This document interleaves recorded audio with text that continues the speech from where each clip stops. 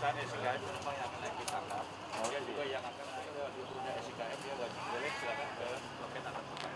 Ini buat ini ya, Jakarta ya? Iya, ada kota dulu. Ya Pak, ini kita 24 jam. Berapa? Dan 3 shift itu 1 shift itu 3 suara. Kesulitan di SIKM dia kita kembalikan jadinya gitu. Nah kebanyakan ada yang datang tapi dia hanya untuk memesan untuk perjalanan nanti gitu. Nanti setelah itu mungkin ada. Kalau pesan gimana? Pesan kalau belum tahu tanggalnya? Iya makanya dia pesan waktunya sore dulu.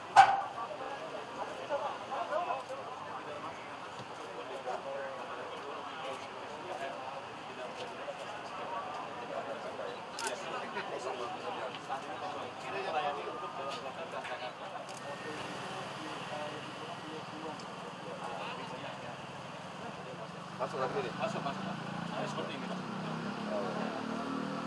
Oh, masuk ya. Terus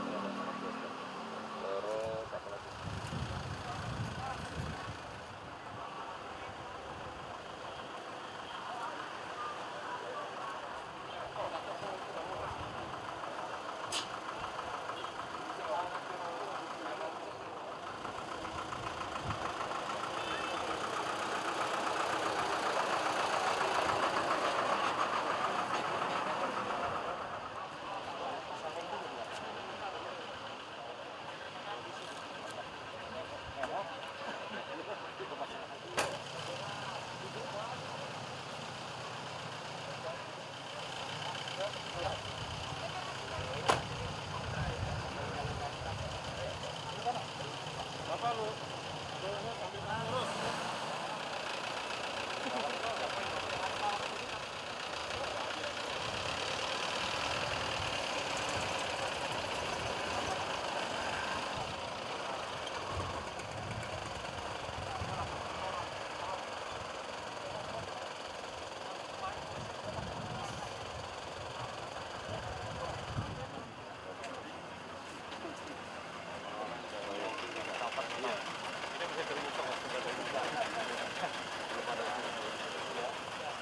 Iya, belum ada gedung.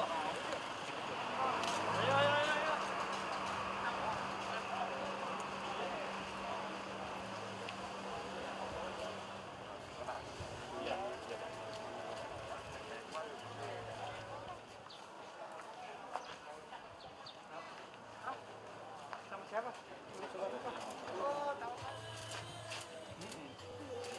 Aman. Ya. Oke, 1, 2, 3. Ayo lanjut. Siapa? Iya, sama dia cek suhunya.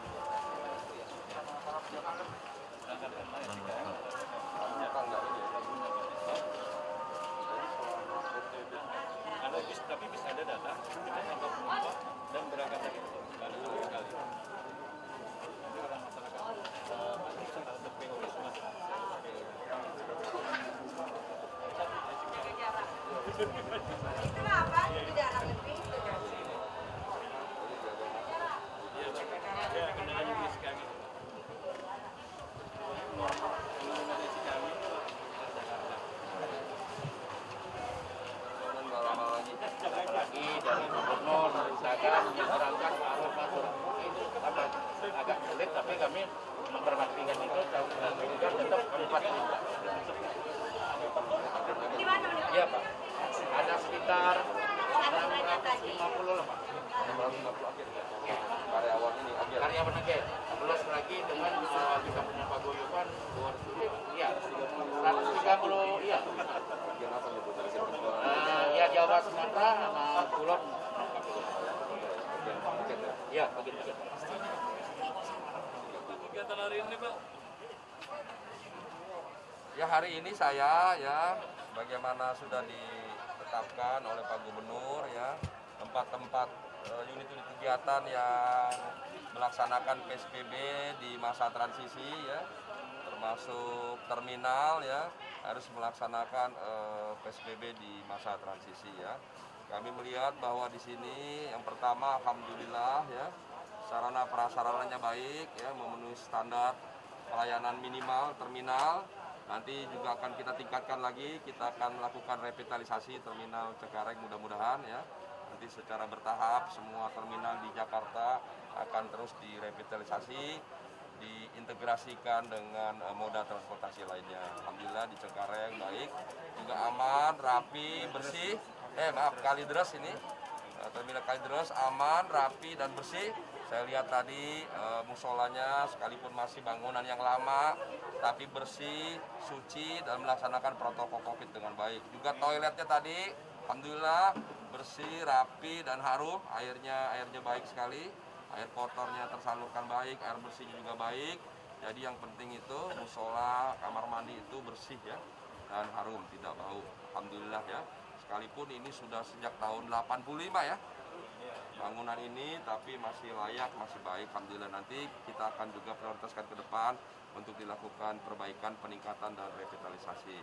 Yang ketiga ya, tadi kami juga mengecek di sini lebih dari 130 ya agen ya di sini yang ada dalam rangka melayani masyarakat yang datang dari Jawa, dari Sumatera dan keluar Jawa dan keluar Sumatera di sini. Alhamdulillah lebih dari 650 karyawannya, agennya baik, karyawannya, dan ini juga dalam waktu dekat termasuk yang dipersiapkan untuk melakukan tes swab ya oleh puskesmas setempat dalam beberapa hari ke depan. Insya Allah kita berharap bahwa di terminal ini tidak terpapar COVID-19. Kemudian juga kami bersyukur para agen dan pimpinannya semua mengelola dengan baik, dengan sabar, sekalipun memang sangat drastis ya, tidak ada penumpang luar kota sejak diberlakukannya SIKM di terminal Kalideres ini hampir tidak ada penumpang yang masuk ke Jakarta maupun yang keluar Jakarta dari Jawa dan Sumatera melalui terminal Kalideres. Ini menunjukkan dan membuktikan bahwa seluruh warga patuh dan taat pada peraturan gubernur yang ada, juga PSBB masa transisi. Dan kami juga bersyukur, berterima kasih para pemilik, pengelola agen bisa memahami, bisa mengerti, bisa sabar dalam situasi yang sulit ini, mengedepankan kesehatan semua kita, semua warga, semua penumpang, pengelola, dan semua warga ini menjadi penting. Apabila para agen, para pengelola punya kesadaran yang tinggi seperti di Kalideres ini, insya Allah ya, tidak usah khawatir, rezeki dari Allah, keberkahan akan datang. Ya, akan menggantikan rezeki yang hilang dalam 2-3 bulan dengan rezeki yang lebih baik lagi, lebih berkah lagi, lebih banyak lagi insya Allah ya. Kita yakin kepada Allah, kepada Tuhan Maha Esa bahwa rezeki itu nggak pernah ketukar. Ya. Rezeki nggak pernah ketukar, rezeki nggak pernah hilang, dia akan datang ya. Pada saatnya rezeki akan datang ya, sesuai dengan usaha kita, amal kita, dan yang paling penting sesuai dengan keyakinan kita bahwa Allah akan memberikan rezeki kita yang halal dan berkah. Amin. Saya kira cukup ya. Pak Wagub, terkait keluhan pengajuan SIKM. Ya, terkait dengan keluhan SIKM, memang sejak diberlakukan SIKM ada masyarakat yang mengeluh tentang sulitnya masuk ke Jakarta atau keluar Jakarta. Sekali lagi, pembatasan ini dilakukan melalui SKM tidak bermaksud untuk ya, membatasi kebebasan, tidak bermaksud membatasi kemerdekaan, tapi justru dalam rangka memastikan melindungi seluruh warga Jakarta sekitarnya dan warga lainnya. Ya, karena di Jakarta ini adalah pusat ya, sebelumnya menjadi center pandemi, dan kita bersyukur berbagai kebijakan yang sudah dikeluarkan Pak Gubernur, alhamdulillah kita terus menurun, terus melandai ya. Testing kita terbaik se-Indonesia ya, tidak kurang dari 243.000 ya. Kita lakukan testing, tracing, kemudian juga kita bersyukur sarana prasarananya, labnya, ruang ICU-nya, ruang tempat tidurnya, para dokter, tenaga medis, insya Allah di Jakarta menghadirkan yang terbaik, terbanyak, dan bekerja sepenuh waktu membantu pencegahan dan penanganan COVID semua. Dari Dinas Kesehatan, dari Dinas Perhubungan, Dinas Disnaker, dari Satpol PP, semua dinas-dinas pelayanan bekerja secara bersama-sama untuk memastikan bahwa pencegahan dan penanganan diatasi dengan baik. Mudah-mudahan Jakarta segera menjadi provinsi yang pertama keluar dari pandemi COVID. Pak, himbauannya Pak buat warga DKI yang berlibur ke luar kota, misalkan puncak gitu Pak, sekarang lagi ramai-ramainya Pak.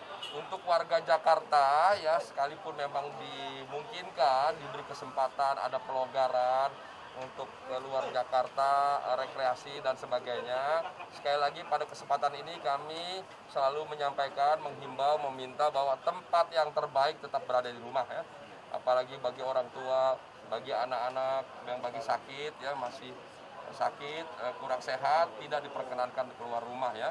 Dan apabila keluar rumah jangan lupa menggunakan masker, cuci tangan ya, kemudian jaga jarak ya, tidak masuk dalam kerumunan-kerumunan dan sebagainya. Jadi sekali lagi mohon kerjasamanya dan semua warga kami minta untuk membantu kita semua untuk saling mengingatkan. Apabila ada warga sesama kita yang tidak menggunakan masker, mohon diingatkan, ditegur, dibantu ya. Kami Pak Gubernur sudah menyiapkan 20 juta masker ya yang kami sebar ke seluruh warga di DKI Jakarta ini. Mudah-mudahan itu bisa membantu dan kami terima kasih juga para pihak swasta, dunia usaha juga berkolaborasi sosial berskala besar dalam membantu sesama kita. Pak, sebelumnya beberapa tempat kayak misalnya Ragunan kan sudah mulai dibuka Pak. Sudah ada evaluasinya Pak, Ancol, Ragunan. Ya alhamdulillah ya, jadi tempat-tempat rekreasi seperti Ancol, Ragunan, Taman Mini dan lainnya di Pulau Seribu kami buka. Dalam rangka pembatasan kami berterima kasih pengelola menggunakan aplikasi online.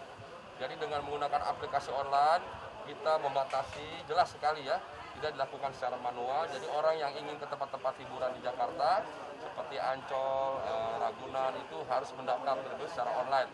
Dan ini membantu kita semua untuk memastikan jumlahnya tidak melebihi dari kuota. Dan untuk Ragunan bahkan kita hanya memperbolehkan 1.000 per hari ya. Tujuannya apa? Agar binatang yang ada di situ, hewan yang ada tidak kaget ya, karena selama ini sudah hampir 3 bulan lebih tidak ada kunjungan, tidak ada orang yang datang, dan ketika ada yang datang kami hadirkan secara bertahap dan semua dilakukan secara online ya. Dan tentu para ibu agar menjaga anak-anak di bawah balita ya, supaya tidak dibawa ke tempat-tempat rekreasi. Pengen tahu informasi seputar COVID-19 di Jakarta? Kunjungi situs resmi Pemprov DKI di corona.jakarta.go.id. Ada beragam fitur di dalamnya. Kita bisa klik data pemantauan untuk mengetahui update jumlah kasus terkonfirmasi COVID-19, jumlah PDP dan ODP, mapping ODP, PDP dan pasien positif, informasi jenis kelamin dan umur, diagram tren nasional dan Jakarta, penambahan kasus harian, grafik akumulasi pemakaian rapid test, dan grafik pemakaman jenazah dengan protap COVID-19. Lengkap kan? Bukan cuma itu.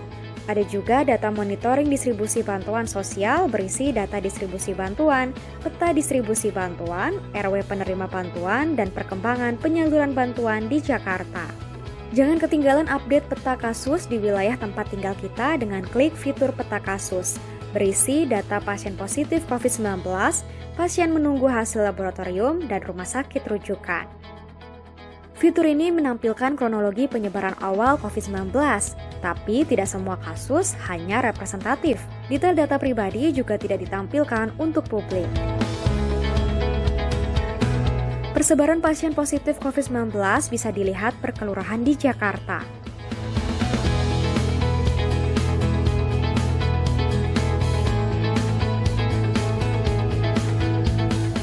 Ada fitur konten publikasi yang bisa untuk tahu informasi seputar COVID-19, berupa infografik dan siaran pers yang bisa diunduh publik. Masih bingung seputar COVID-19? Temukan jawabannya di fitur FAQ.